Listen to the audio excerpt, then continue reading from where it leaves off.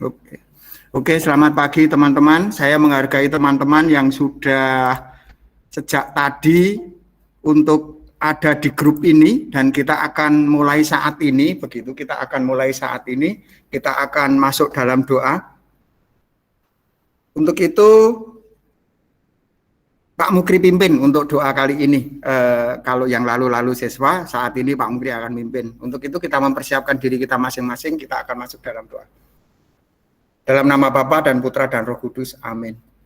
Bapa yang Maha Baik, ucap syukur Tuhan, jika pada saat ini Tuhan masih menyertai kami, Tuhan memberikan kesehatan buat kami semua, sehingga pada saat ini kami dapat bertemu satu dengan yang lain dalam forum ini.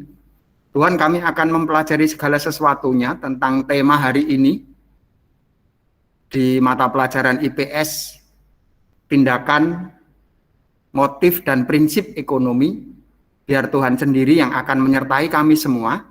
Tuhan berikan kemampuan buat secara pribadi Pak Mukri yang saat ini akan mengantarkan materi ini, dan juga siswa-siswi yang saat ini bergabung dengan kami. Kiranya Tuhan sertai, Tuhan berikan kemampuan untuk bisa mengerti apa yang akan kami capai saat ini. Hanya di dalam nama Tuhan Yesus Kristus, seluruh doa dan permohonan ini kami panjatkan. Amin. Dalam nama Bapa dan Putra dan Roh Kudus. Amin. Oke, teman-teman yang terkasih, saya akan nge-share begini. Saya akan nge-share tampilan saja keseluruhan ya. Saya akan pelan-pelan ya. Saya akan pelan-pelan. Tenang saja, tugasnya selama 1 minggu kok ya. Tugasnya selama 1 minggu, sebentar. Hanya 1 tugas, 1 minggu ya. 1 tugas, tidak banyak. Tadi mau tak tambahi, kasihan anak-anak ya. Oke, teman-teman yang terkasih. Saya setuju, tugasnya banyak. Sedikit-sedikit aja.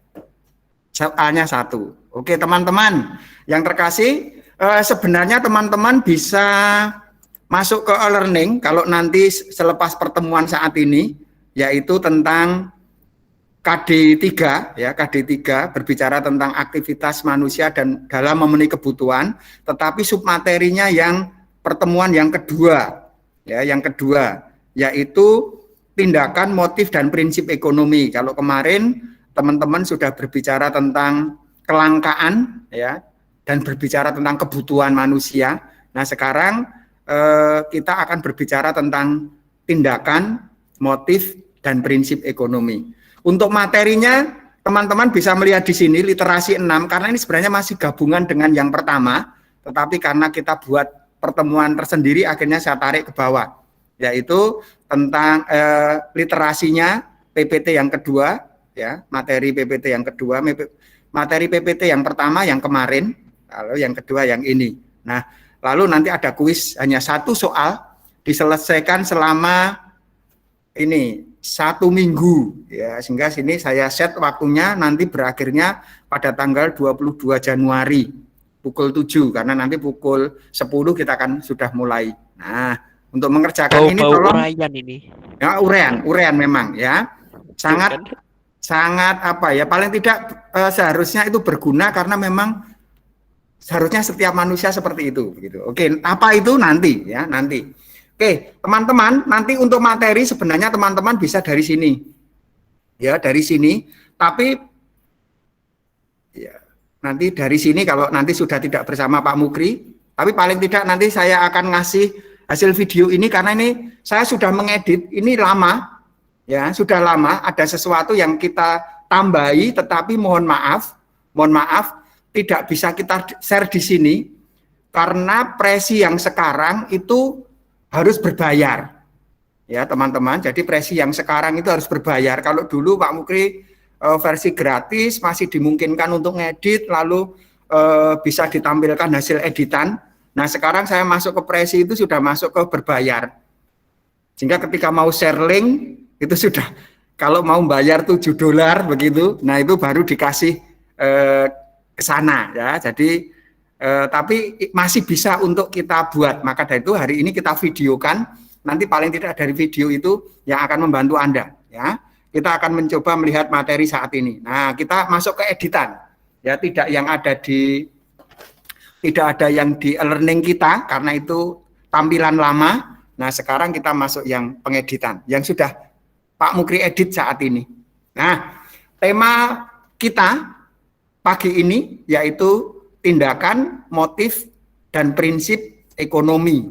Nah, untuk tujuan pembelajaran pagi ini, ya, untuk tujuan pembelajaran pagi ini, itu setelah nanti teman-teman bersama Pak Mukri lewat Vicon ini, harapannya teman-teman tahu apa itu tindakan ekonomi. Tindakan ekonomi itu apa sih? Dan itu. Lalu motif ekonomi itu apa sih? Lalu prinsip, ya, prinsip-prinsip ekonomi, dan menjelaskan hubungan antara tindakan, motif. Setelah tahu itu tindakan, tahu itu motif, tahu itu prinsip, itu tahu keterkaitan antara satu dengan yang lain. Apakah ada atau tidak?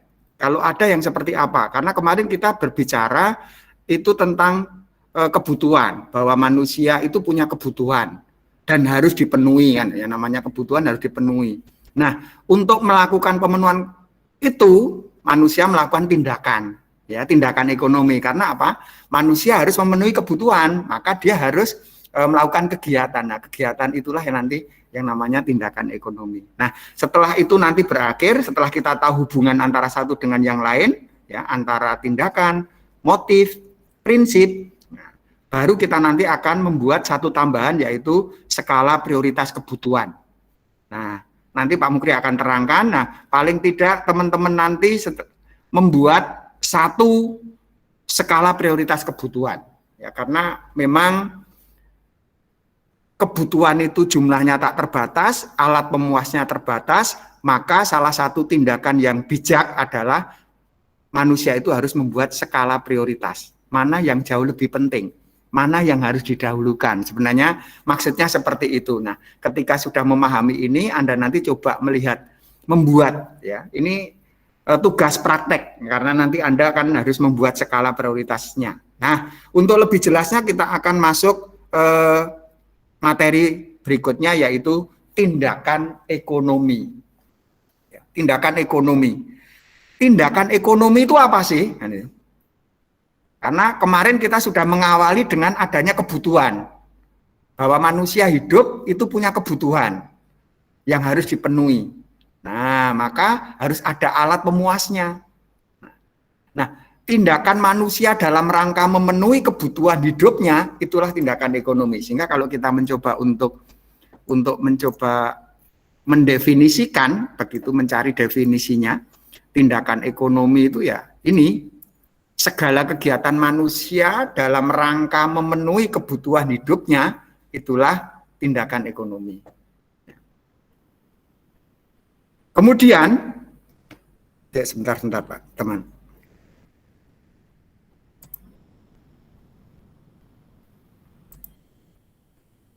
Oke, sebentar, mohon maaf, sebentar.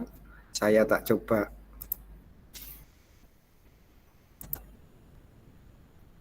Karena saya belum share kamera, ya. Jadi Pak Mukri belum share kamera karena ini direkam, sehingga share kamera perlu. Nah, oke. Saya lanjutkan untuk presentasinya dulu.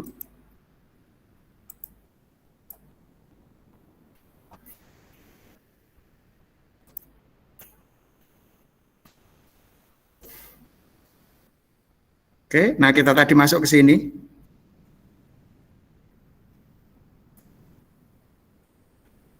Kita tadi mulai dari tindakan ekonomi, lalu kita tadi mengupas tentang tujuannya sudah. Nah, sekarang kita masuk ke ini tujuannya, kemudian kita masuk ke tindakan ekonomi. Apa itu tindakan ekonomi? Tadi sudah diawali oleh Pak Mukri bahwa ketika manusia memenuhi, ya, mengadakan kegiatan dalam rangka untuk memenuhi kebutuhan hidupnya, itu sebenarnya manusia itu melakukan tindakan ekonomi, ya. Jadi segala kegiatan manusia untuk memenuhi berbagai kebutuhan hidup dia, disitulah namanya tindakan ekonomi, bahwa manusia itu melakukan tindakan ekonomi. Contohnya Pak Mukri setiap pagi, ya, Setiap pagi pukul 5 sudah bangun, kemudian mandi, mempersiapkan segala sesuatunya, lalu datang ke sekolah, ya, datang ke sekolah. Nah, yang dilakukan Pak Mukri, ya, aktivitas seperti ini, itu menurut teman-teman dalam rangka apa? Ngapain Pak Mukri harus bangun pagi-pagi lalu ke sekolah? Ngapain? Tujuannya apa? Untuk mengajar. Untuk mengajar, kecuali untuk mengajar, Mencari nafkah. Untuk mencari nafkah. memenuhi keperluan. Iya, karena Keperluan. Pak Mukri harus ke sini karena supaya dapat gaji kan gitu. Lo nggak bisa dipungkiri karena itu tanggung jawabnya. Tugasnya ngajar. Ya harus ke sini misalnya karena memang ya sebenarnya dari rumah kalau saat minggu-minggu ini sebenarnya kita bekerja dari rumah bisa. Ya, tetapi saya kata ke sekolahan aja lah kan begitu. Nggak masalah kan begitu. Bukan karena di rumah tidak ada wifi, di rumah saya pasang wifi kan itu. Tetapi saya pagi ini pengennya ada di sekolah. Maka mengapa itu dilakukan oleh Pak Mukri? Karena untuk mengajar, untuk memenuhi tanggung jawabnya. Kalau sudah memenuhi tanggung jawabnya berarti nanti dapat gaji dari sekolah, misalnya kayak gitu. Nah, ini berarti untuk memenuhi kebutuhan hidupnya karena memang profesi Pak Mukri adalah pengajar. Maka tanggung jawabnya mengajar kan gitu. Nah, ini dalam rangka memenuhi kebutuhan hidupnya. Tindakan Pak Mukri ini adalah sebenarnya tindakan ekonomi. Nah, kalau Pak Mukri nggak mau ngajar, ya nggak dapat gaji kan itu. Nah, ini namanya tindakan ekonomi. Segala kegiatan manusia dalam rangka memenuhi kebutuhan hidupnya, di situ pasti ada tindakan ekonomi. Nah, tindakan ekonomi sendiri terbagi dua jenis. Ya, ada literasi buku bahwa tindakan ekonomi itu membagi menjadi dua. Ada tindakan ekonomi yang sifatnya rasional, sama satu lagi yaitu lawannya rasional apa nak? Biasanya sudah memahami belum? Lawannya rasional. Irasional. Irasional. Ya. Irasional. Jadi tindakan ekonomi terbagi dua jenis, betul. Tindakan ekonomi yang sifatnya rasional sama tindakan ekonomi yang kedua nanti irasional.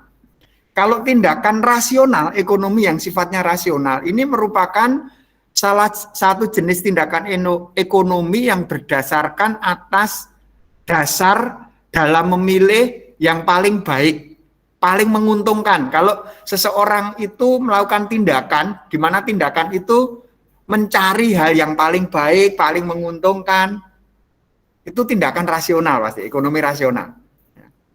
Rasional ini suatu pemikiran pertimbangan yang logis, yang namanya rasional itu logis, masuk akal. Ya, maka dia mencari yang paling untung.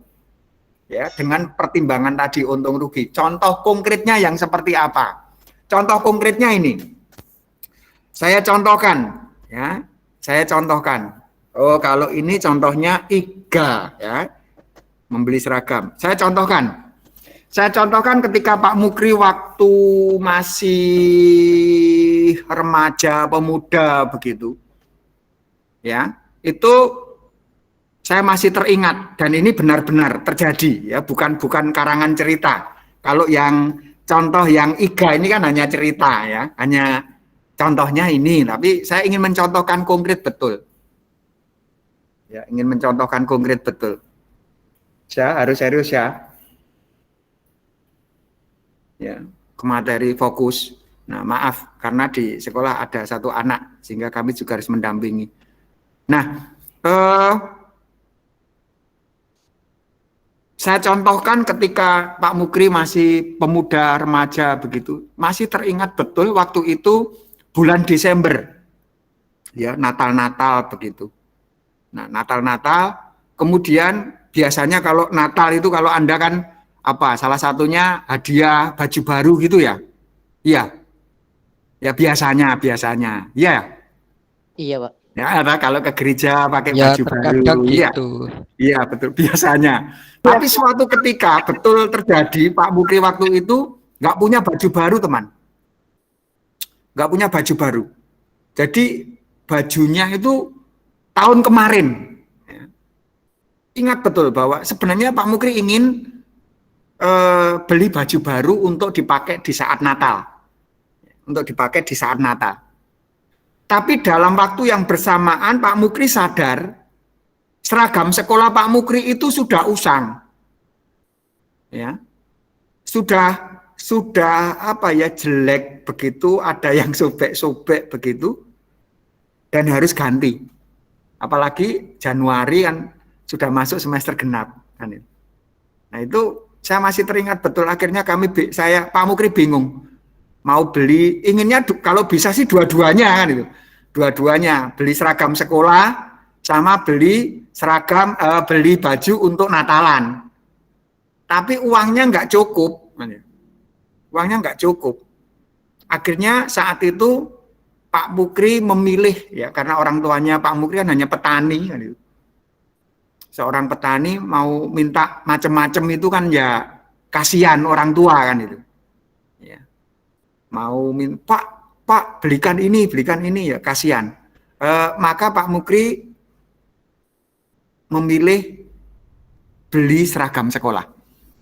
Karena itu saya pikir jauh lebih penting dibandingkan Pak Mukri harus minta dibelikan baju baru untuk Natal. Nah, pendek cerita, ketika Natalan terjadi, saya pakai baju yang tahun lalu saya pakai. Jadi kalau pas foto masih ingat, tahun dulu dengan tahun sekarang bajunya kok podo kan. Tapi saya pikir nggak masalah. Nah, saya yakin kalau kita aplikasikan dengan teori ini, dengan pengertian ini termasuk tindakan yang rasional. Kalau memang uangnya nggak cukup dari dua pilihan itu, mana yang rasional? Ya seragam sekolah, karena itu jauh lebih penting. Ini contohnya. Ya. Karena berpikir masa-masa uangnya nggak cukup, ada keterbatasan alat pemuasnya, akhirnya dipilihlah yang paling penting, yaitu seragam sekolah, karena setiap hari akan kita gunakan. Ya walaupun maksudnya hari-hari tertentu, karena pakaian ini harus hari ini dan seperti kalian itu. Tapi setiap saat itu dipakai, dibandingkan hanya Natal 1 tahun sekali kan itu. Nah ini contoh seperti itu adalah tindakan yang sifatnya rasional. Ya, dibandingkan saya harus memilih pakaian baju baru untuk Natalan, sementara seragamnya nggak beli, sudah sobek dan sebagainya. Ini menjadi tindakan yang irasional kalau seperti itu. Tapi kalau seragam sekolah lebih penting karena saya anak sekolah, kan itu. Nah ini tindakan rasional. Kalau tindakan irasional, nah ini tindakan irasional itu tindakan manusia yang dia pikir itu menguntungkan, tetapi kenyataannya malah merugikan. Ya, dia pikir tindakan itu menguntungkan dirinya, tetapi sebenarnya itu merugikan, kenyataannya malah merugikan. Nah, contohnya, saya mencontohkan kalau ini tidak realita, ya tidak realita. Di situ juga ada bibi, tapi temanya sama. Ya, misalnya Pak Mukri saat ini di bel dari rumah. Bahwa diinformasikan istrinya Pak Mukri, ya, itu menginformasikan ke saya berasnya habis. Ya. Berasnya habis. Lalu nanti ketika pulang, habis ngajar ini, nanti siang pulang begitu, diminta membawa beras karena di rumah berasnya sudah habis. Lalu Pak Mukri pergi ke Pasar Turi, yang paling dekat kan Pasar Turi. Ke Pasar Turi mencari penjual beras, ya mencari penjual beras, ketemu, lalu tanya-tanya di sana, 1 kilo berapa? Nah saya tanya istri berapa kilo, mau beli berapa kiloan? 5 kilo aja, 5 kilo aja, nggak usah banyak-banyak. Nanti kalau habis beli lagi. Kalau nandon beras takutnya nanti menjadi nggak enak dalam jangka waktu yang lama. 5 kilo ya. Oke, 5 kilo. Saya mau beli 5 kilo, lalu tawar-menawar di situ. Tawar-menawar ketemu ya. ketemu harga 1 kilonya, ada yang tahu harga beras itu 1 kilonya berapa? Ada yang tahu? Nah, 25.000 bukan? mungkin Tahu, Pak. berapa? 25.000. Oh, 25.000. Mahal sekali.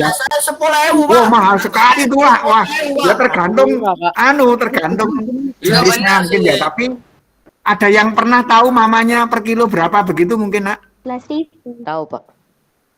Oh ya udah, misalnya kalau begitu nggak tahu, misalnya saja.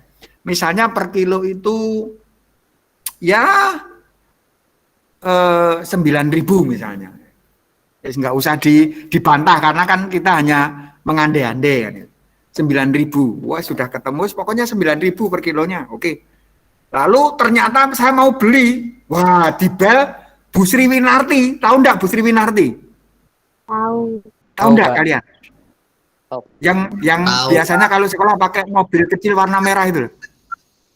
Wah, pokoknya Bu Sri Winarti, guru matematika salah satunya ya. Bu Sri itu guru matematika, ada Pak Supri, ada Bu Sri, ada Bu Emi. Nah, Bu Sri ngebelnya Pak Mukri.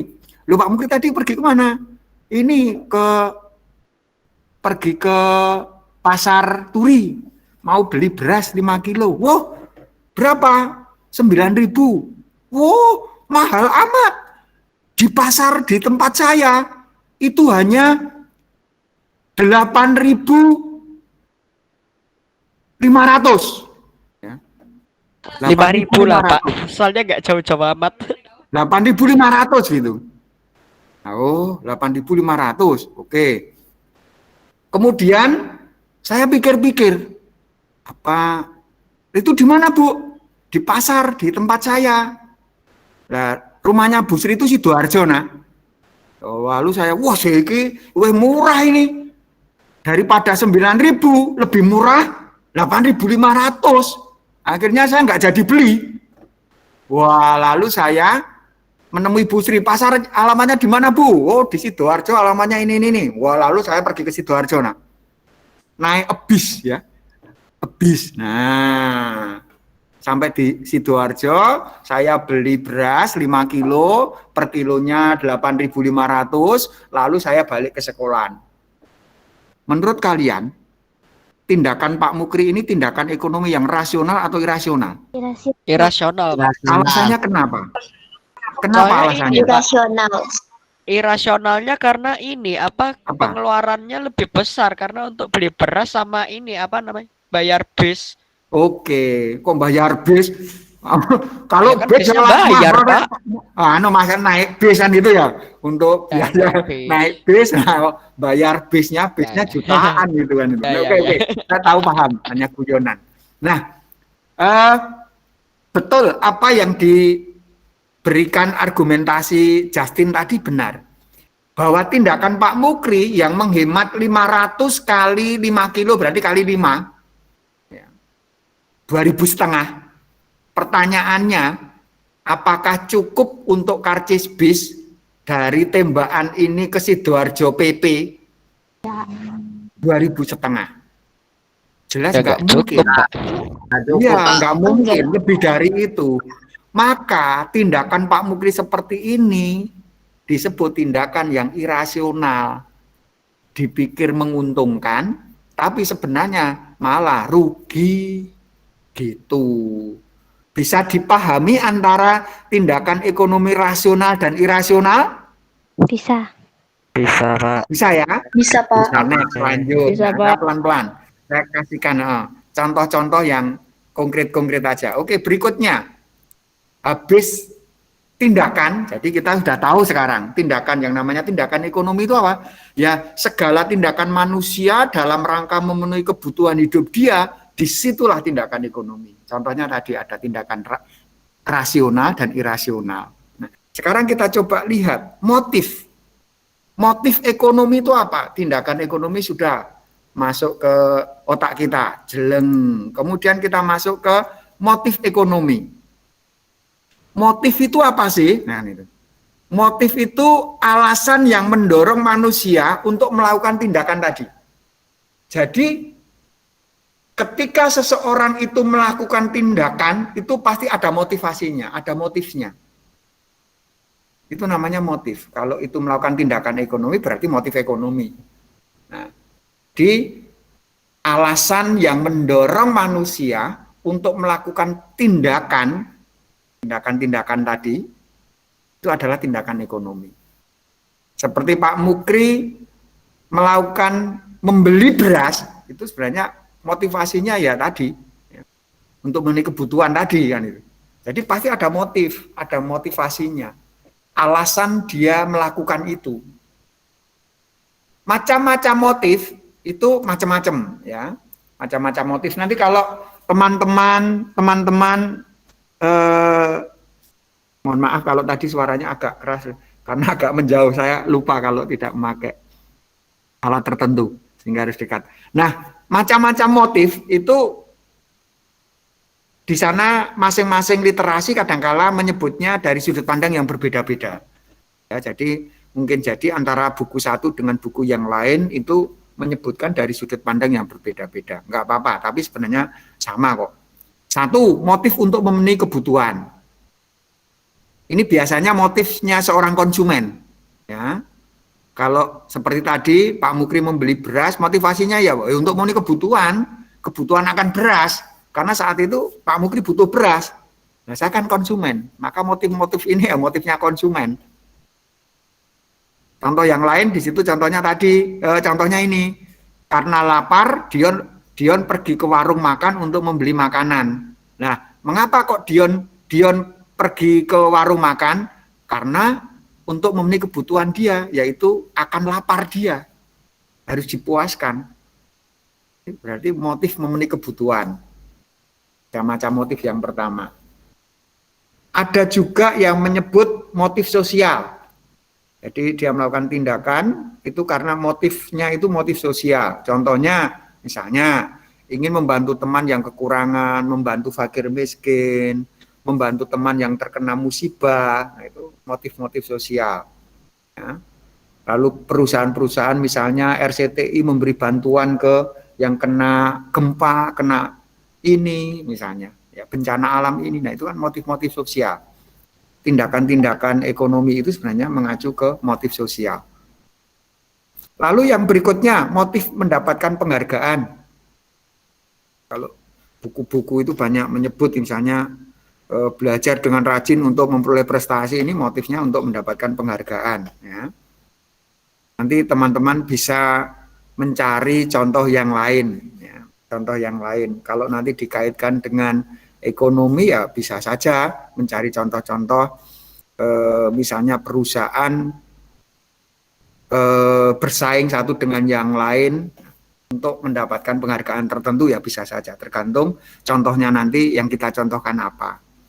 Lalu motif yang keempat, motif memperoleh kekuasaan. Ini kalau dicontohkan, ada buku yang mencontohkan itu ada hubungannya dengan ekonomi, tapi ada buku yang mencontohkan ada hubungannya dengan dunia politik. Kalau dikaitkan dengan kekuasaan. Kalau yang di sini, ini hubungannya sama ekonomi kalau yang saya tulis ini. Misalnya seorang pengusaha tidak puas terhadap apa yang diperolehnya saat itu, keuntungan perusahaan di akhir tahun, sehingga terus melakukan kegiatan untuk mengembangkan usahanya, berusaha untuk mengalahkan kompetitor-kompetitornya yang lain, pesaing-pesaing yang lain. Nah, ini untuk memperoleh kekuasaan secara ekonomi, supaya bisa menguasai secara ekonomi. Kalau nanti di buku lain mungkin jadi akan memberikan contoh yang berbeda, misalnya dikaitkan dengan ada yang menyebut juga sih buku-buku literasi, misalnya seorang calon-calon anggota legislatif itu, nah, kalau di awal sebelum pemilihan itu mendekati masyarakat, mempengaruhi masyarakat, mungkin dikasih kalender, mungkin dikasih apa dan yang lain-lain, itu dalam rangka apa? Motifnya ya memperoleh kekuasaan supaya dia bisa menjadi anggota dewan. Nah, ini motifnya kekuasaan. Nah, ini ada buku yang menyebutkan dari sisi itu, ya, tindakan para politikus-politikus. Ini juga kekuasaan, tapi kekuasaan secara politik. Tapi bisa juga teman-teman mencari contoh yang sifatnya kekuasaan, tapi secara ekonomi ya. Contohnya tadi, ya pengusaha yang berusaha untuk mengalahkan para pesaing-pesaingnya, kompetitor-kompetitornya. Motif yang kelima, motif mencari keuntungan. Nah, kalau motif mencari keuntungan itu ya motifnya seorang pedagang, seorang produsen. Nah, itu pasti mencari keuntungan. Kalau kamu tanya seorang pedagang, kenapa kok dia berdagang? Ya mencari untung. Nggak ada seorang pedagang mencari kerugian, nggak ada. Nah, ini biasanya kalau motif mencari keuntungan ya motifnya seorang pedagang, motifnya seorang produsen yang menghasilkan barang-barang itu. Kenapa dia memproduksi barang? Ya untuk dijual dan nanti dapat untung kan gitu. Mencari keuntungan. Lalu yang keenam, motif memproduksi barang sebanyak-banyaknya. Ini motifnya seorang pengusaha produsen ya, atau produsen. Dan yang lain-lain ya. Nanti silakan kalau ada membaca literasi-literasi tertentu, beberapa motif mungkin secara ekonomi bisa kita pelajari bersama-sama, tapi beberapa contoh diantaranya itu ya.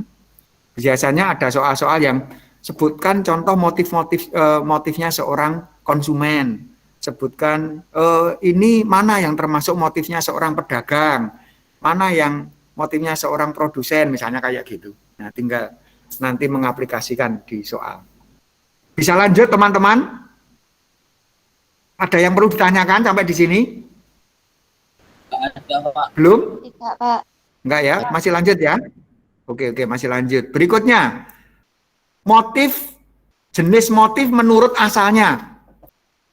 Jadi kalau ini sudut pandangnya membagi motif tetapi berdasarkan asalnya. Ada dua, intrinsik dan ekstrinsik. Ini tuh dalam. Jadi kalau motif intrinsik itu pasti dorongan yang, karena motif itu kan dorongan tadi, alasan, dorongan dia melakukan tindakan. Jadi alasan atau dorongan dia melakukan tindakan ekonomi yang sifatnya munculnya itu dari dalam diri sendiri. Itu berarti motif intrinsik. Contohnya, untuk menghilangkan rasa haus, Bob membeli sebotol air mineral. Jadi tindakan Bob ini sebenarnya didorong oleh motivasi intrinsik dari dalam dirinya sendiri, bukan dari luar, karena memang Bob saat itu haus. Jadi motivasinya itu dari dalam. Lalu nenek memakai tongkat apabila berjalan karena kakinya sakit, perlu bantuan keseimbangan dan lain-lain. Mengapa kok dia butuh tongkat? Ya karena memang didorong oleh kondisi dirinya. Kalau jalan kakinya sakit, maka perlu tongkat. Nah, ini berarti motivasinya dia membutuhkan itu karena memang dari dalam dirinya yang saat itu membutuhkan. Kalau ekstrinsik kebalikannya.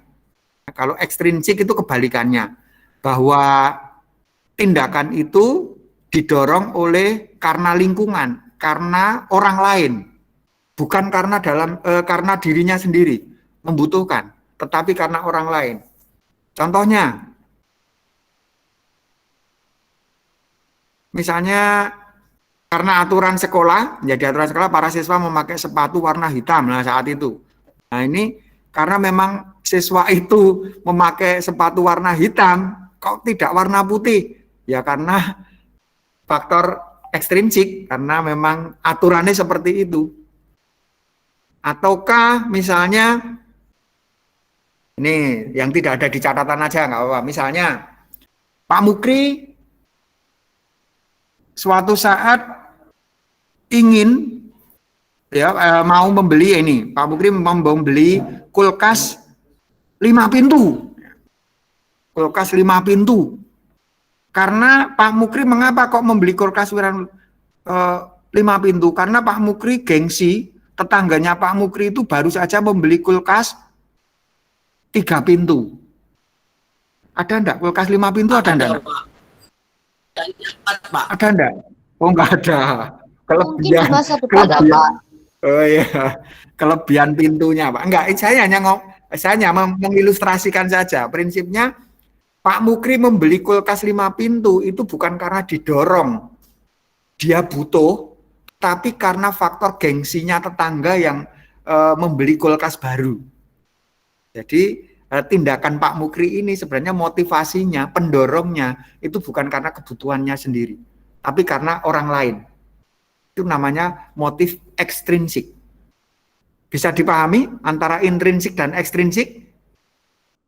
Bisa Pak. Bisa ya? Oke, lanjut. Pokoknya kalau di tengah jalan Anda nggak paham, Anda langsung bisa seperti Justin kemarin. Pak, begini boleh. Nah, next berikutnya. Motif sudah, tindakan sudah, motif sudah. Tindakan itu segala kegiatan manusia dalam melakukan memenuhi kebutuhan itu tindakan. Motif itu alasan yang dia melakukan tindakan, yang melatar belakangi dia melakukan tindakan itu motif. Nah, sekarang yang ketiga yaitu prinsip. Ketika seseorang itu melakukan tindakan, ada motivasinya. Nah, tindakan itu hendaknya didasarkan pada prinsip-prinsip ekonomi. Kalau orang ekonomi, ya tindakan itu harus prinsipnya ekonomi.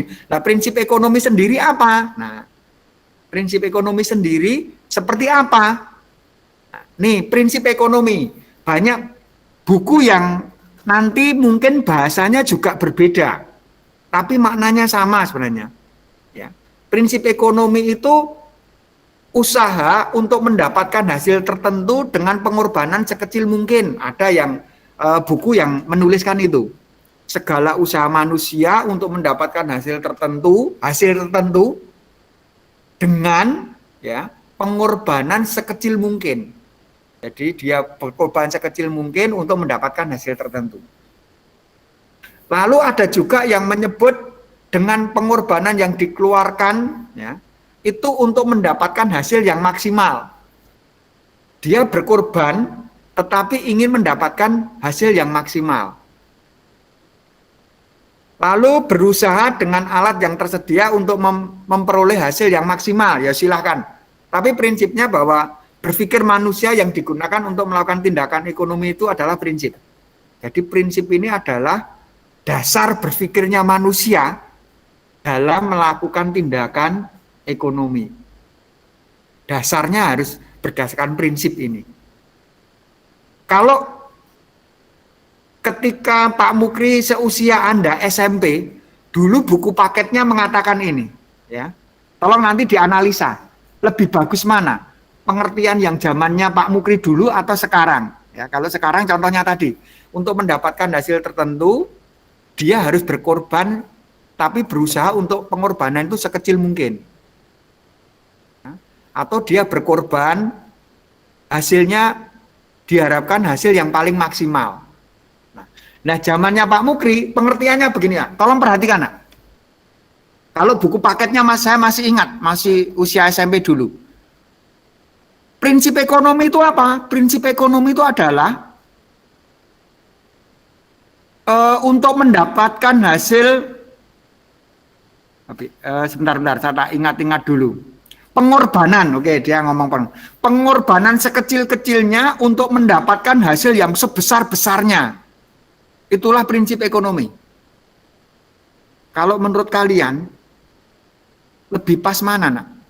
Untuk memahami prinsip ekonomi. Kalau zamannya Pak Mukri SMP itu, pengorbanan sekecil-kecilnya untuk mendapatkan hasil sebesar-besarnya. Kalau sekarang menjadi seperti itu, untuk mendapatkan hasil tertentu dengan pengorbanan sekecil mungkin. Atau pengorbanan tertentu untuk mendapatkan hasil yang maksimal. Kalau menurut teman-teman, lebih condong kemana? Lebih pas mana? Lebih mending yang sekarang sih, Pak. Lebih sekarang. Alasannya kenapa, nak? Tadi yang zamannya Pak Mukri gimana, Pak? Tadi pengorbanan sekecil-kecilnya untuk mendapatkan hasil sebesar-besarnya. Nah, yang ini ada sedikit kesalahan sih. Karena kalau orang ingin mendapatkan suatu hasil itu harus dengan bekerja. Nah, kalau pengorbanan sekecil-kecilnya berarti ini apa bekerjanya kayak enggak apa ya, enggak niat, enggak sepenuh hati, enggak sungguh-sungguh gitu. Oh gitu. Oke, teman-teman, kalau saat ini saya memang lebih condong yang konsep sekarang. Ya, konsepnya zamannya SMP-nya Pak Mukri waktu itu buku paketnya yang mengatakan prinsip ekonomi adalah pengorbanan sekecil-kecilnya untuk mendapatkan hasil sebesar-besarnya. Ya di logika ya nggak iso loh pengorbanan si kecil-kecil sekecil-kecilnya kok untuk mendapatkan hasil yang sebesar-besarnya. Saya contohkan konkret Gitu. misalnya, saya contohkan konkret. Pak Mukri mengeluarkan uang 100 rupiah, ya, apa sekecil-kecilnya ya. Sekarang uang paling kecil berapa nak? Uang paling kecil, mata uang paling kecil berapa? Uang poin 100 rupiah paling Ada kecil. ya? Iya. Oke, misalnya kita melihat yang sering Anda lihat koin Pak Mukri mengeluarkan sekecil-kecilnya, berarti koin terendah misalnya 100 rupiah untuk mendapatkan mobil. Bisa enggak? Tidak bisa. Ya nggak Nggak bisa. bisa. Betul, maka dari itu konsepnya zamannya SMP Pak Mukri saya renung-renungkan nggak tepat. Maka banyak buku sudah merubah konsepnya. Kalau mau pengorbanan sekecil-kecilnya, mau mendapatkan hasil sebesar-besarnya, ya di logika nggak bisa deh. Kayak saya contohkan tadi, Pak Mukri berkorban uang 100 rupiah, karena koin terkecil 100 misalnya, untuk mendapatkan mobil sebesar-besarnya, pengen mendapatkan mobil, ya gak iso, 100 rupiah kok dapat mobil. Nah, nggak bisa. Sehingga konsep itu menjadi kurang tepat, akhirnya banyak buku yang mencoba untuk merevisi. Ya, supaya menjadi pas. Untuk mendapatkan hasil tertentu dengan pengorbanan sekecil-kecilnya. Bisa enggak? Hasil tertentu untuk mendapatkan dengan pengorbanan sekecil-kecilnya. Ya, bisa. Bisa, kan hasilnya tertentu. Kan gitu. Walaupun sekecil-kecilnya ya tertentu kan itu. Jadi konsep ini saya pikir lebih pas, ya lebih pas. Maka saya masih ingat ketika konsep SMP dulu. Pengorbanan sekecil-kecilnya untuk mendapatkan hasil sebesar-besarnya. Tapi mungkin jadi ada beberapa literasi tapi nggak terlalu banyak buku yang masih menggunakan konsep itu. Yaitu pengorbanan sekecil-kecilnya untuk mendapatkan hasil sebesar-besarnya. Angel rek kan itu. Tapi kita memakai yang saat ini banyak direvisi para pengarang buku aja bahwa untuk mendapatkan hasil tertentu kita itu harus berkorban yang sekecil-kecilnya nggak masalah kan hasilnya tertentu yang diharapkan. Jangan muluk-muluk. Kalau pengorbanan kecil yang kayak tadi 100 rupiah, ya maksimalnya berapa? Uang 100 rupiah itu dapat apa? Saya contohkan lagi contohnya. Saya pernah beli baksonya Pak San. Pernah. Pernah. Baksonya Pak San itu satu mangkok berapa nak? Lupa, sudah nggak pernah ke sekolah. Berapa? 15.000. Oh, 15.000. Pentolnya gede mesti. Yang 15.000 pentol yang besar itu ya? Baksonya yang besar ya? Iya. Kalau bakso yang kecil-kecil mungkin tidak 15.000 mungkin jadi. Tapi kalau bakso yang besar itu teman-teman dapat pentol besar, lalu pentol kecil, terus sudah campuran tuh Pak Arka ya 15.000. Ya pokoknya sekitar itu ya. 15.000 dapat bakso besar, lalu ada pentol juga yang kecil, lalu ada gorengan dan yang lain-lain itu. Nah, 15.000. Ketika saya mengeluarkan uang 15.000, nah saya mau mencontohkan prinsip ekonomi ini. Saya punya uang 15.000, mau beli bakso, saya punya kebutuhan lapar, saya mau beli bakso. Nah kebetulan di dekatnya SMP Selamaris itu ada 2 penjual bakso. Ini hanya contoh loh ya. Kalau sekarang kan kita hanya tahu Pak San. Misalnya di dekat Indomaret juga ada penjual bakso. Lain Pak San, ya kan di sana ada Pak San, terus saya mengandai-andai ada penjual bakso lagi. Pak San menjual bakso satu mangkoknya 15.000, dapat bakso besar satu, lalu dengan lain. Lalu pesaing Pak San, ya, kompetitornya Pak San sebelahnya itu juga menjual bakso, harganya juga 15.000, tapi rasanya juga harus, kalau membandingkan harus dengan yang sama. Kalau tidak sama nggak bisa. Rasanya sama enaknya, wes. Hati-hati membuat soal ini. Rasanya sama enaknya, tapi pesaingnya Pak San pentolnya di satu. Pak San itu pentol kecilnya satu, itu pentol kecilnya dua. Kualitasnya sama. Yang namanya maksimal, itu kalau Pak Mukri membeli dengan pengorbanan 15.000 ini, kalau membeli di tempatnya Pak San, atau membeli di pesaingnya Pak San? Kalau menurut kalian? Lainnya Pak. Pesaingnya Pak San. Nah, di situ lebih maksimal, pentolnya lebih banyak, gitu loh. Nah, itu namanya prinsip ekonomi. Jadi kalau orang prinsip ekonomi kayak gitu. Kalau mau melakukan tindakan ekonomi, prinsipnya yaitu, ya, ketika dia berkorban, hasilnya harus maksimal. Dengan pengorbanan tertentu, hasilnya maksimal. Kalau tadi berkorban 15.000, hasilnya maksimal. Kalau saya membeli ke tempatnya Pak San, itu sebenarnya prinsip saya, bukan prinsip ekonomi. Karena neng kono lebih maksimal kok milih ngene Pak San. Kalau lu pelayanan lebih baik, oke, contohnya bahwa pelayanan sama-sama baiknya itu membandingkan harus dalam kondisi yang sama. Nah, maksudnya seperti itu. Bisa dipahami teman tentang prinsip ekonomi? Kalau Ya. bisa Pak. Sip. Nah, saya contohkan itu. Berikutnya, penerapan prinsip ekonomi. Sekarang dari 3 hal tadi, bisa di sana kita sudah titik terang. Tindakan, motif, ini berdiri sendiri atau keterkaitan. Dia atau keterkaitan? Menurut teman-teman, ada keterkaitan enggak? Ada. Ada Pak. Ada keterkaitan.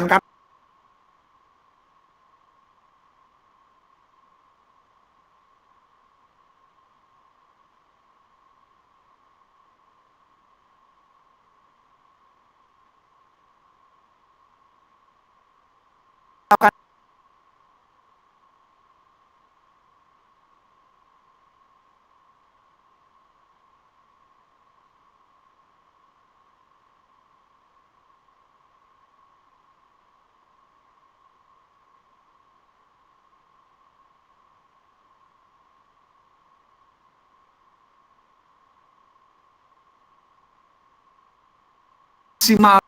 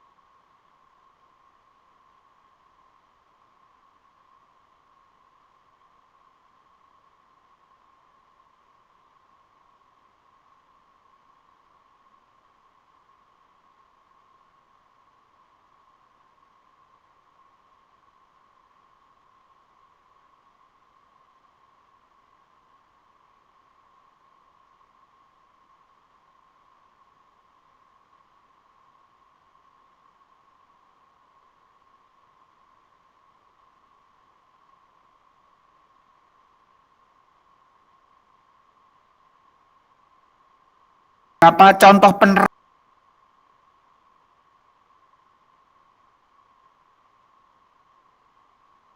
di tempatnya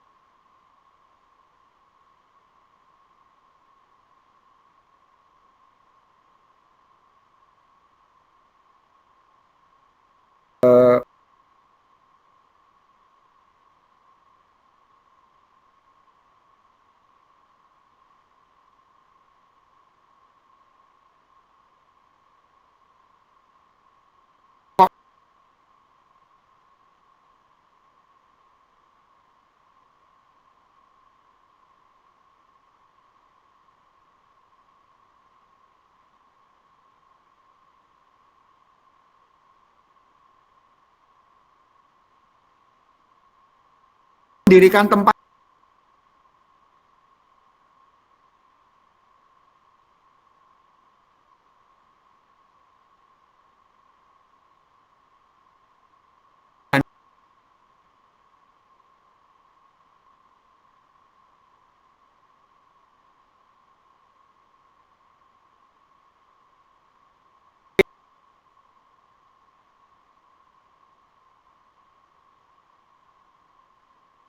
kenapa pupuk tahu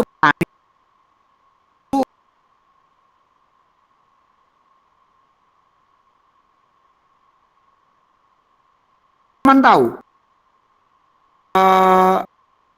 kenapa harga pupuk Indonesia itu mahal? Padahal Indonesia itu bisa membuat pupuk enggak, nak? Ada enggak? Bisa. Ada, pabrik pupuk itu kita punya. ASEAN itu juga mendirikan pabrik pupuk. Nah, tapi yang jadi masalah, kenapa pupuk itu mahal?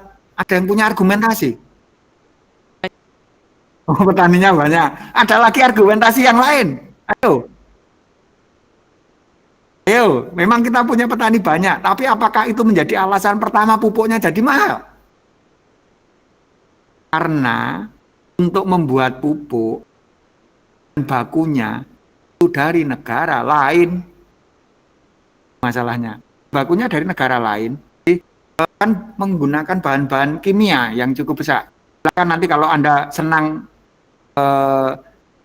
IPA, kimia, nah itu kan bahan bakunya di sana. Dan Indonesia belum bisa memproduksi bahan baku sendiri, masalah. Gantung dari negara lain kimia ini. Maka jangan heran menjadi mahal. Maka ketika mendirikan perusahaan bahan mentah, hanya bisa menekan dari sisi harganya. Dengan konsumen lalu didatangkan dari wilayah lain mengaruhi harga, ya distribusinya dan sebagainya. Itu prinsip ekonomi di bidang kegiatan produksi, menggunakan tenaga kerja upah murah.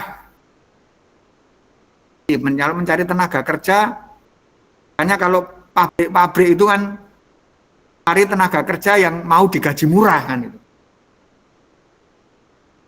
Hanya itu menerapkan prinsip ekonomi pun ketika kita berdebat bisa saja murah tapi nggak bisa apa-apa nanti, nah iya prinsipnya satu pabrik kalau bisa tenaga ya bisa ahli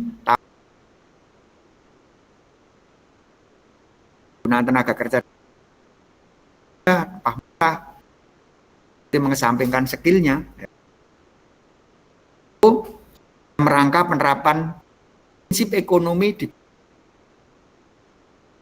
selalu hemat biaya produksi. Jadi harus memproduksi itu ya harus dihemat rupa. Ya produknya itu menjadi murah. Penghematan itu. Lalu yang kedua di bidang distribusi, contohnya apa? Misalnya di sana mengalurkan barang dengan prinsip sasaran, waktu, dan tempat. Ini bukan apa ya? Sasaran itu maksudnya tepat sasaran, tepat waktu, tepat tempat. Itu maksudnya sasaran. Misalnya, ini di bidang penyaluran distribusi. Penyaluran distribusi. Kalau distribusi itu kan ikut barang, bayangan kalian pasti begitu. Distribusi menyalurkan. Ketika menyalurkan barang itu harus punya prinsip tadi. Saran tepat waktu. Penjelasannya seperti apa? Begini, misalnya ada pabriknya ada di Surabaya. Lalu dia harus menyalurkan ke Mojokerto, menyalurkan ke Sidoarjo, menyalurkan ke Malang dan kota lain. Harus disalurkan ke Yang namanya tepat sasaran. Sasaran itu maksudnya begini. Sidoarjo kebutuhannya berapa? Malang kebutuhannya berapa? Mojokerto kebutuhannya berapa? Mungkin jadi antara Mojokerto, Malang, Sidoarjo kebutuhannya beda. Jumlah penduduk beda, seleranya berbeda mungkin jadi. Mengandai-andai saja, misalnya Mojokerto barangnya 10, Sidoarjo 20, kemudian Malang 30. Yang namanya tepat sasaran itu adalah kita menyalurkan barang, Jakarta itu hendaknya juga dikasih 10. Sidoarjo dikasih 20, tadi 20 ya Sidoarjo, 20. Malang dikasih 20 karena memang kebutuhannya itu. Ini namanya tepat sasaran. Jangan sampai dibalik-balik. Malang yang butuhnya 30 di 10. Kok sesuai di request yang betul. Nah, kalau tidak sesuai menjadi pemborosan secara ekonomi, tidak sesuai prinsip lagi. Contohnya seperti ini. Saya melanjutkan. Malang butuhnya 30 dikasih 10. Mojokerto butuhnya 10 di 30 malah. Akhirnya barang di Mojokerto kan nggak laku. Betul enggak? Kebutuhannya 10 dikasih 30, yang 20 kan nggak laku, padahal di Malang seharusnya laku. Loh, maka ini tepat sasaran. Membagi, mendistribusikan barang harus tepat sasaran. Kalau tidak tepat sasaran, ya malah prinsip ekonomi, pengennya untung yang besar malah rugi. Ya kan? Namanya tepat sasaran. Kalau tepat waktu, itu contohnya, kirimannya itu hendaknya ya tepat waktu, kan molor-molor. Kalau molor-molor bisa jadi ditinggal konsumen. Ya, besok 10 2 hari lagi barangnya datang. Katanya memang sudah kontak-kontakan 2 hari barangnya datang. 2 hari nggak datang. 2 hari nggak datang. Baru datang 2 minggu. Konsumen kan lari kan. Salurkan tepat waktu itu prinsip ekonomi. Kalau memang 2 hari ya 2 hari. 3 hari ya 3 hari misalnya. Konsep-konsep tempat-tempat itu sebenarnya ada unsur yang tempatnya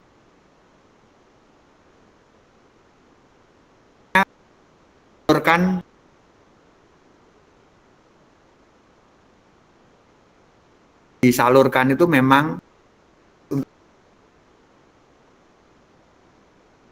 itu atau kalau tepat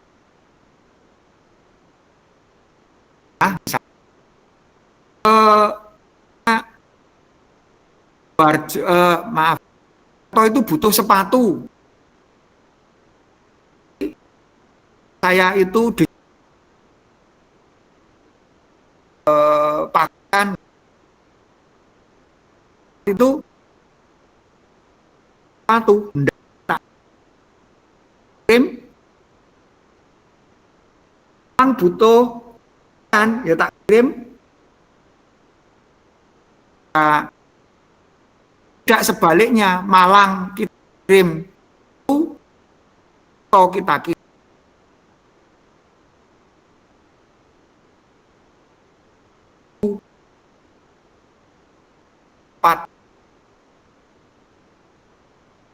berikutnya kan perusahaan di antara produsen dan konsumen. Jadi perusahaan itu tidak hanya mengeluarkan biaya dalam hal distribusi, tempatnya itu di antara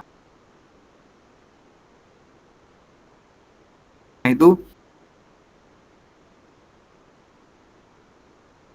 memberikan layanan dengan baik. Itu sebenarnya ini membuka toko, punya toko itu nanya yo yang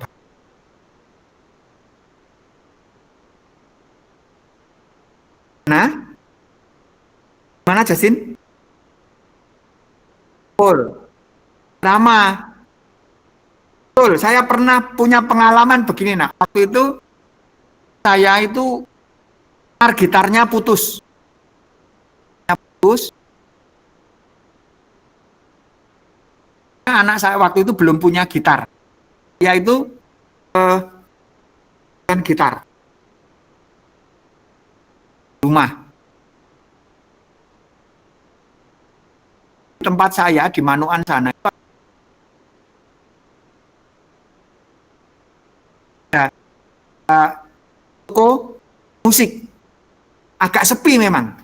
Saat itu saya pernah sore-sore masuk itu ingin tahu harganya. Tanya sana sini begitu. Itu yang jaga itu kalau kita lihat, saya lihat waktu itu nilai aman dilihat. Marah, tanya diambilkan, bulan kok nyaman, akhirnya saya nggak jadi. Tanya dulu ya, hanya diem. Saya pergi bilang pengalamannya saya tidak tanya enggak. Pembeli itu kan raja. Dilihat dari pelayanan sebenarnya pelayanan ini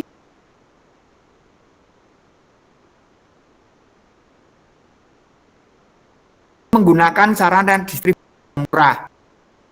Nah, misalnya saya itu mengantarkan barang dari armada, harus sewa mobil, antarkan, saya harus menggunakan paling murah.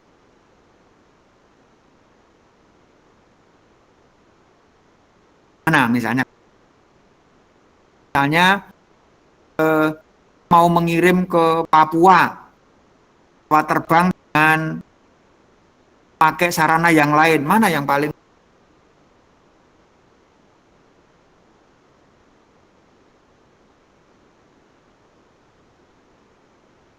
bisa terbang sama kapal ya beda, Pak. Bener murah kapal, tetapi waktunya ya terbang.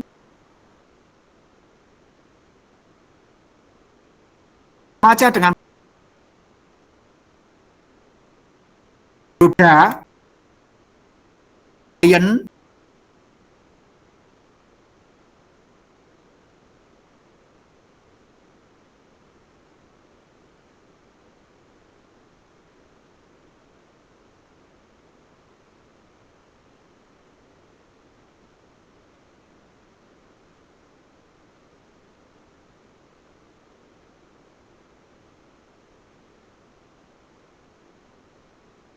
beli barang dengan milih, nawar.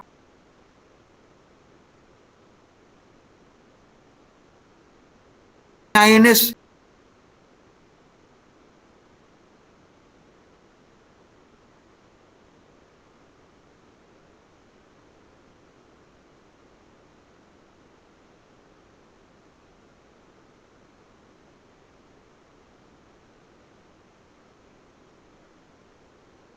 barang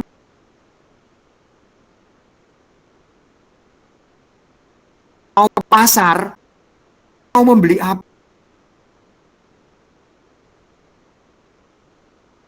Nah, itu yang dibeli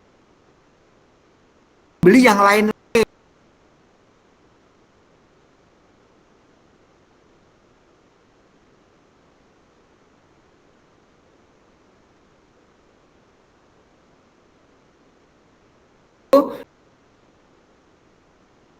Bulan membuat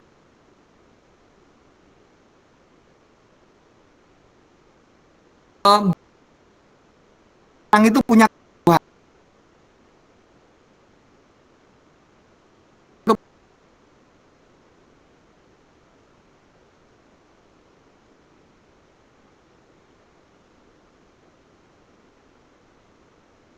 mana yang tidak.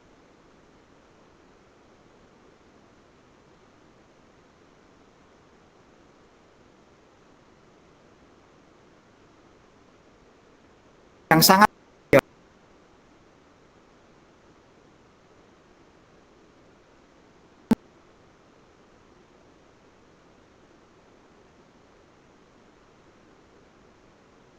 Bisa dilanjutkan teman? Ya. Prioritas, ini materi terakhir. Menjadi tugas. Prioritas. Prioritas itu apa sih? Prioritas itu adalah daftar kebutuhan seseorang yang dari terpenting ke yang kurang penting. Kan itu enggak apa-apa. Urutkan, buat sebuah urutan kita, urutkan dari yang paling atas yang paling penting.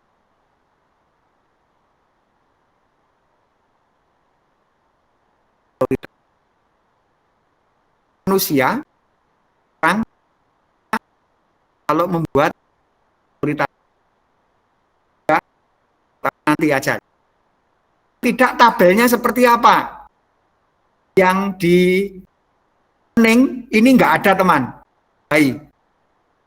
Prioritas belum saya edit di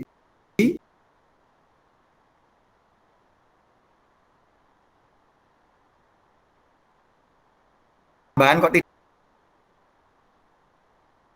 Tabelnya ini tabel seperti terbagi jadi 4 kotak. Kotak bagian atas itu penting pokoknya. Bagian bawah jadi ada 2, yang warna oranye sama hijau ya, yang atas area penting. Tapi yang bawah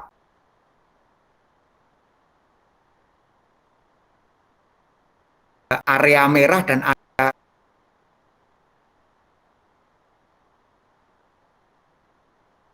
kalau kita tegak sebelah sini yang sebelah kiri itu mendesak. Sebelah kiri itu yang mendesak. Yang sebelah kanan yang enggak mendesak. Nanti bisa 4. Sun prioritas.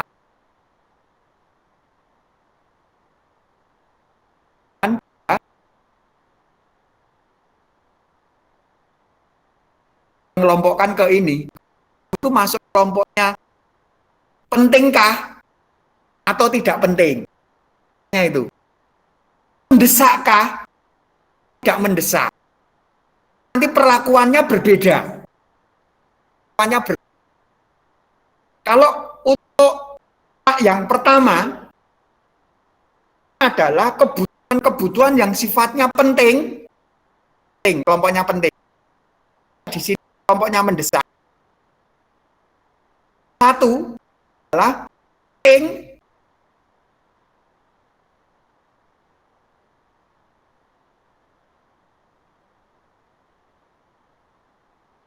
Lalu yang pertama itu yang jenis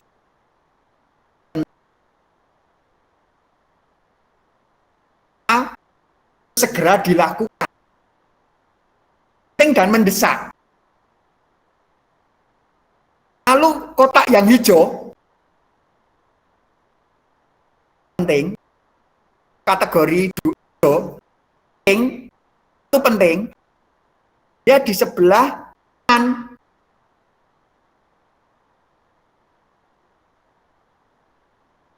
Penting.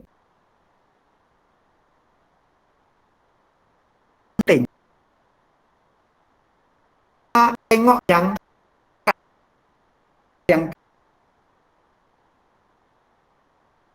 masuk di sini di kelompok kiri, lalu kelompok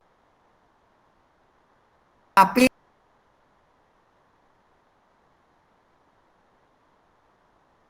penting mendesak. Itu tidak penting mendesak.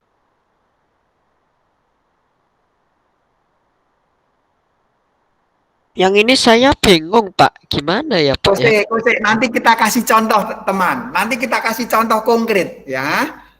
Nah, memang ini butuh pemikiran. Ini tambahan Pak Mukri, ya. Mudah-mudahan teman-teman nggak kesulitan. Kalau yang namanya kebutuhan penting mendesak itu harus dilakukan juga. Memang penting dan mendesak. Tapi kalau penting, yang hijau ini penting tetapi tidak mendesak, kebutuhan itu bisa direncanakan gitu ya. Tidak harus dilakukan saat ini tetapi direncanakan. Karena apa? Karena kebutuhan itu penting, tidak mendesak. Oke, besok kita rencanakan ini. Belum saat ini karena itu penting tetapi tidak mendesak. Kebutuhan jenis itu nanti direncanakan dulu aja. Contohnya nanti ya, kalau sudah membahas keempat baru kita ke contoh. Lalu yang merah, yang nomor 3 merah, kategorinya tidak penting, kebutuhan itu tidak penting, ini mendesak. Tidak penting tetapi mendesak, ya solusinya kalau saya minta bantuan orang lain. Nanti dulu. Apa sih kebutuhan yang tidak penting tetapi mendesak? Yang keempat, ya terakhir baru kita contoh. Wah, ini di posisi bawah, posisi kanan. Bawah itu kategori penting, kanan mendesak. Tidak penting dan tidak mendesak.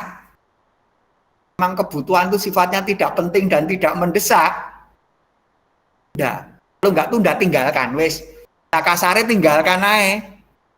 Masuk karena memang tidak penting dan tidak mendesak. Nah, sekarang kita contoh. Saya yakin secara gambaran Anda paham, tetapi ke contoh bingung pasti. Contoh sekarang. Kalau Anda selaku murid, ya, bayangkan Anda selaku siswa yang menjadi kebutuhan Anda yang sifatnya penting mendesak, mungkin apa?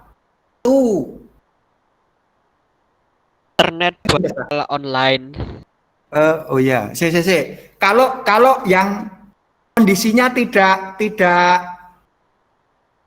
seperti ini, tidak daring, nah, Anda buku. Ya. Berarti kan kalau arek sekolah kan harus ada buku, Pak. Ada buku ya repot. Termasuk Iya. Iya. Jadi Pak. Anda di sekolah kalau tatap muka misalnya transportasi ke sekolah penting mendesak Anda di sini tatap muka dianggap dia karena mau tidak mau kan Anda harus ke sekolah kayak gitu.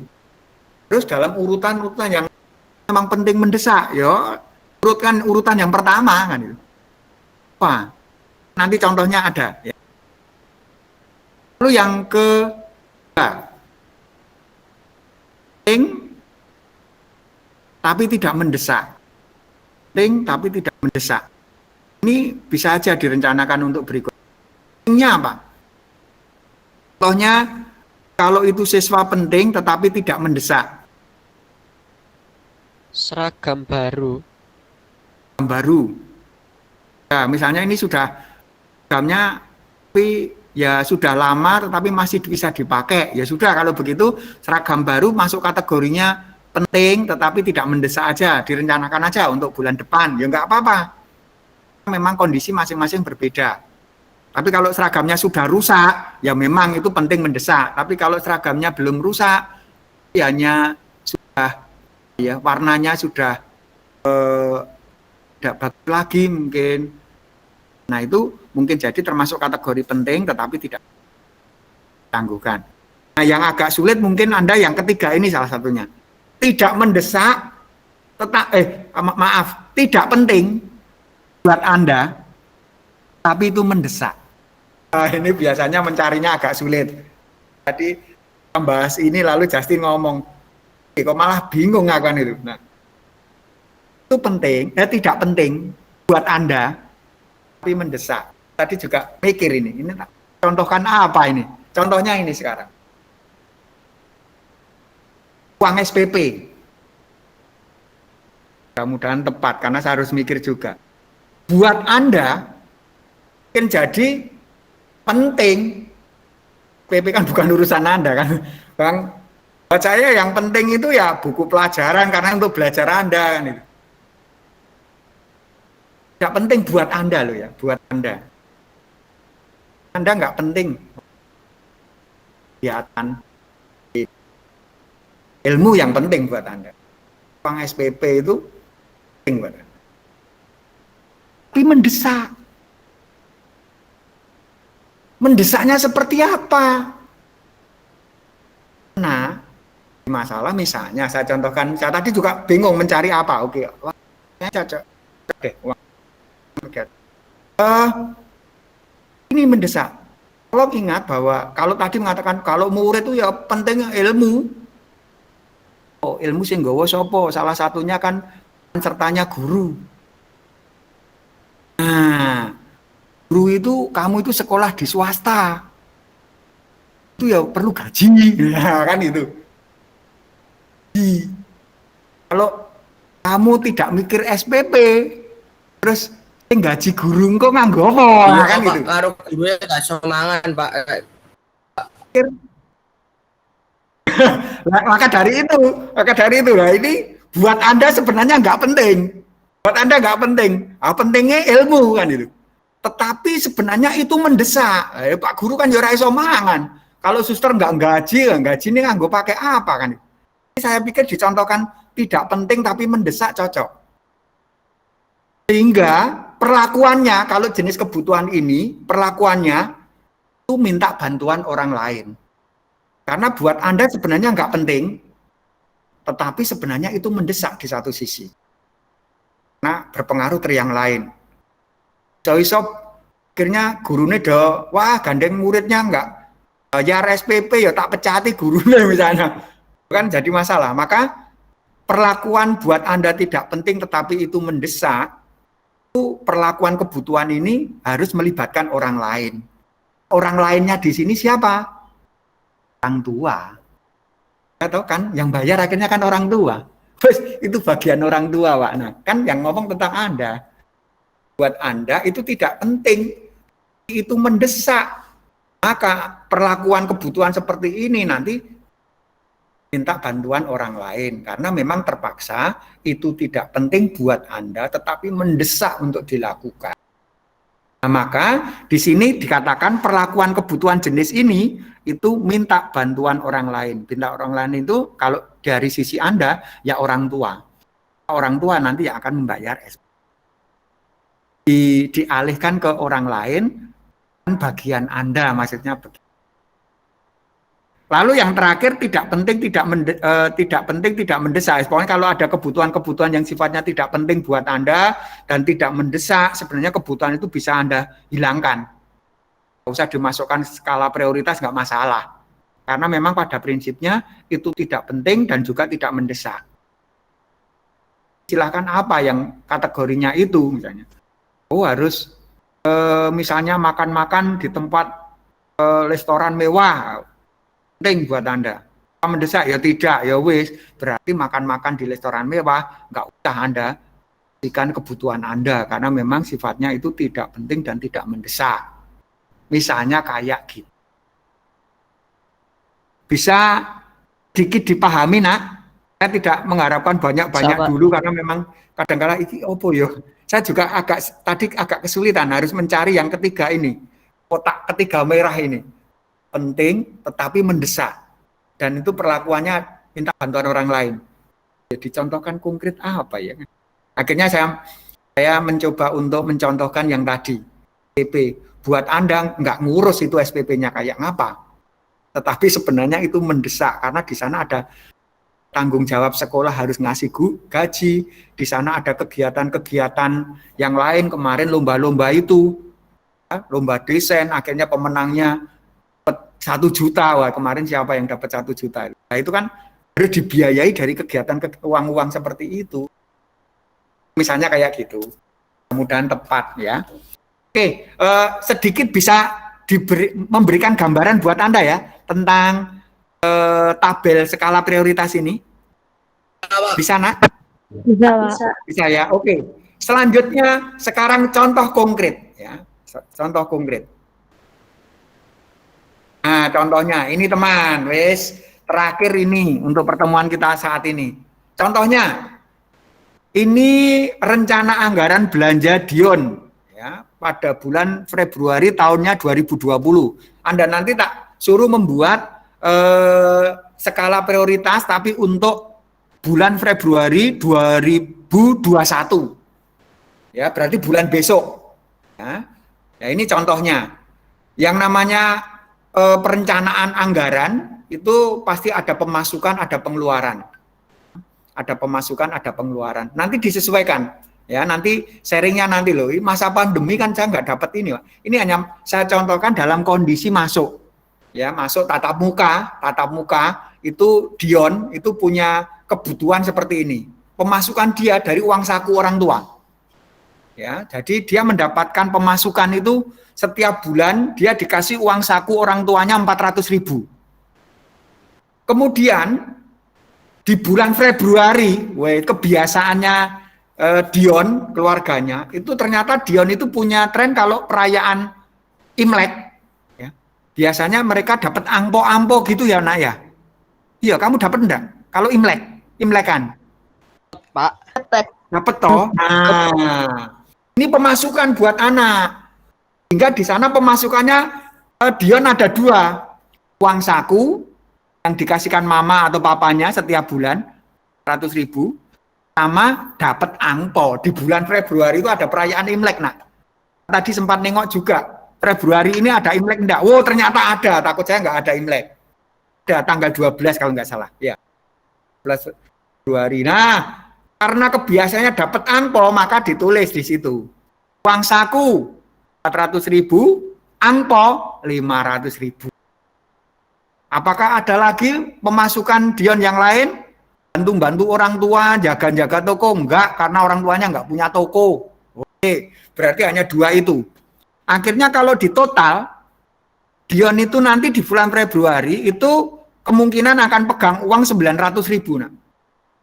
Yang berapa? Karena waktu itu sempat ada sih, angpo anak-anak itu berapa besarnya, ya tergantung anak itu. Lalu Dion itu mengatakan 500.000, bahkan kemarin ada anak, enggak Pak, saya bisa 2 jutaan. Angpo, iya Pak, saudara saya banyak kan itu. Masih angpo-angpo, ya sudah. Pokoknya prinsipnya, wah enggak tentu Pak, kalau enggak tentu ya di rata-rata lah. Mau diprediksi berapa kan itu. Kan misalnya di situ saya contohkan uang sakunya 400.000, angponya 500.000, kalau di total itu menjadi uang yang akan dipegang Dion di bulan Februari itu sebesar 900.000. Nah, Dion pasti punya pengeluaran. Nah, uang 900.000 ini akan digunakan oleh pengeluaran Dion di bulan Februari. Contohnya, Dion itu, Dion itu ketika ke sekolah, karena tatap muka, itu harus pakai demo. Demo itu 5 kali 4. Demo itu sekali jalan 10.000. 10.000. Berarti 5. 5 ini maksudnya dalam 1 minggu. Dalam 1 minggu, karena kalau anak sekolah itu biasanya 5.000, Nak. Saya masih ingat kemarin anak sekolah itu 5.000, berarti 1 hari ya 10.000 PP.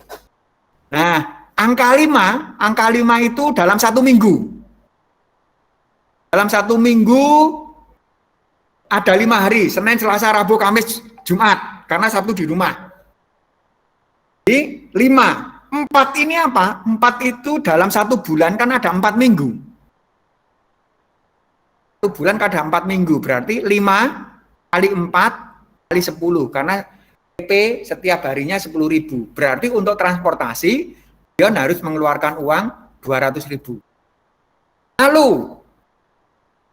Kalau di sekolah, Dion itu juga kalau pas istirahat juga akan minum di kantin.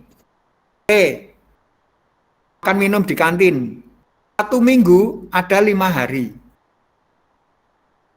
1 bulan ada 4 minggu. 5 kali 4. Dalam sekali makan dan minum, misalnya mengandai-andai 10.000. Oke, 10.000. Maka 5 kali 4 kali 10.000 ada 200.000. Nah, di kelas itu ada uang kas. Kalau sekarang nggak ada uang kas ya. Nah, karena Anda belajar di rumah. Kalau tatap muka biasanya kan ketika SD dulu ada uang kas enggak, Nak? Ketika kamu di SD? Ada, Pak. Ada. Nah, ada. Oke. Nah, oke. Ada uang kas. Uang kas itu 2.000 kali 4.000 karena 4 minggu. Ada 4 minggu berarti 4 kali. Kemudian dana sosial 8.000 dana sosial. Dana sosial 2.000 kali 4 karena 4 dalam 1 bulan ada 4 kali 8.000. Kuota internet 55.000. Nah, lain-lain. Mungkin Anda sudah mempredik sudah mencoba untuk berpikir mendetailkan tetapi ragu-ragu apakah nanti akan muncul pengeluaran-pengeluaran yang lain tidak, maka ditulis saja lain-lain. Lain-lain berapa ya? 100.000. Ini di total. Ternyata 1 bulan itu dia mengeluarkan 571.000. Masih punya sisa uang 329.000. Ini masuk kemana? Tabungan. Jadi, paling tidak Pak Mukri hanya mengatakan ketika kamu punya pemasukan itu jangan sampai dihabiskan. Kamu harus bisa mengatur dari uangmu itu harus ada yang ditabung. Jangan dihabiskan. Pemasukan 900, pengeluaran juga 900, berarti habis. Jangan. Kasih di sini bahwa kita harus mempersiapkan dari depan dengan cara tabungan.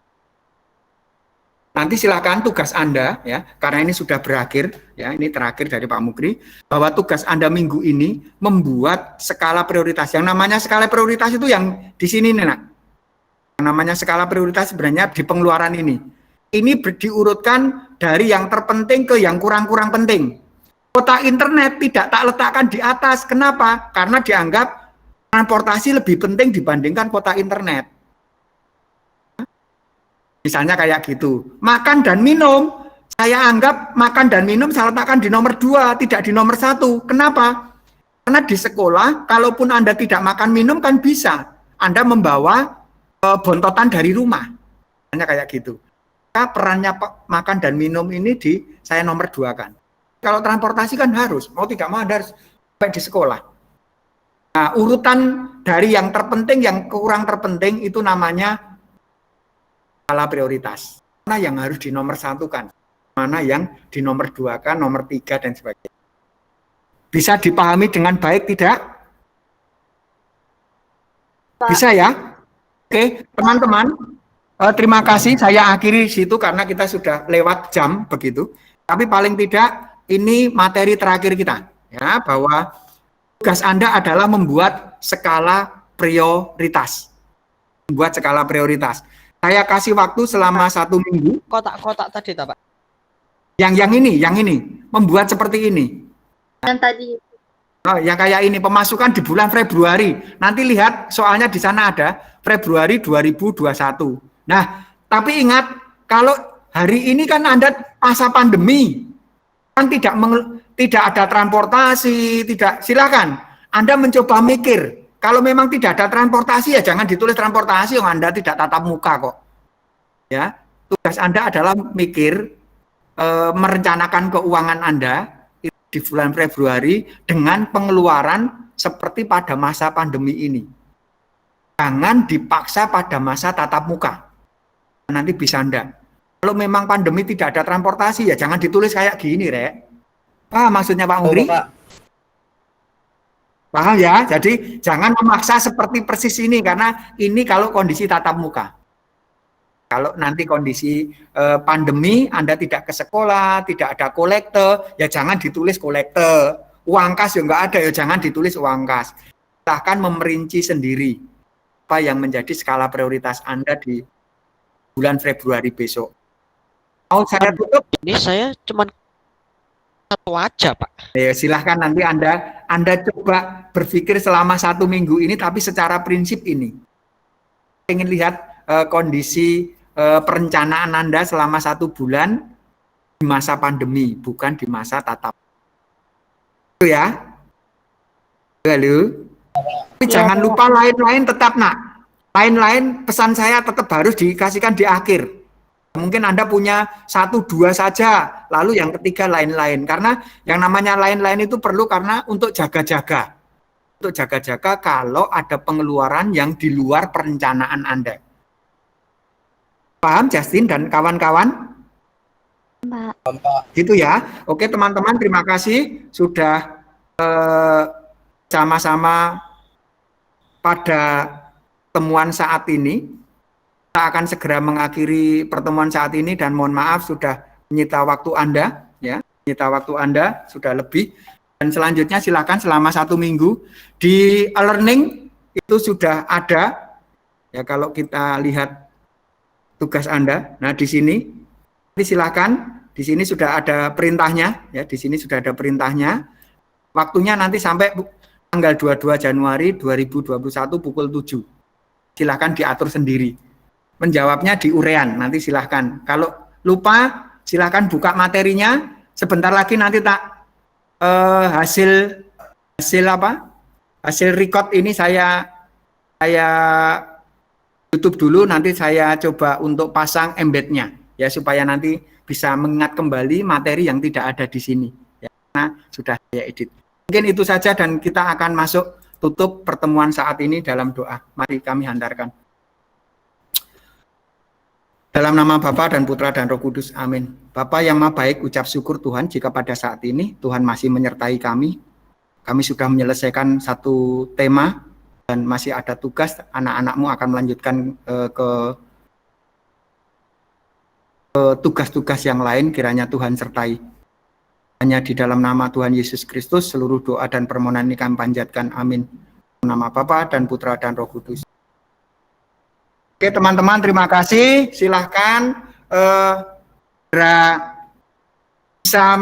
keluar ya.